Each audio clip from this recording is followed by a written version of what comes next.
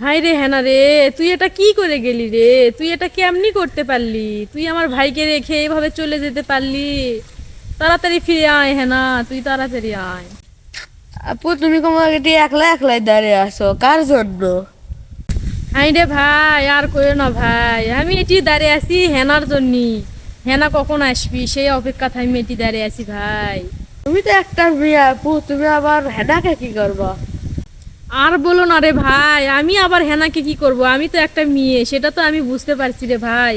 কিন্তু হাজারো হলো, সে তো আমার ভাই। আমার ভাই খাওয়া দাওয়া সব কিছু বন্ধ করে দিয়েছে, সে আর খাবেও না লিবেও না, শুধু বলতেছে আমি শুধু আমার হেনাকে চাই। আমার হেনাকে এনে দিলে আমি আর আর কিচ্ছু লাগবে না আপু, তুমি শুধু আমার হেনাকে এনে দাও। এই জন্যই তো আমি এখানে দাঁড়িয়ে আছি, কখন হেনা আসবে তখন আমি একটু আমার ভাইয়ের সামনে হেনাকে নিয়ে যাব। ও, এবার বুঝতে পারছি আপু, হেনাকে আপনার কিসের দরকার। হ ভাই হ, বুঝতে পারলে ভাই, কিন্তু অনেক পরে এই হেনা যে আমার কি জ্বালাটি দিয়ে গেছে ভাই।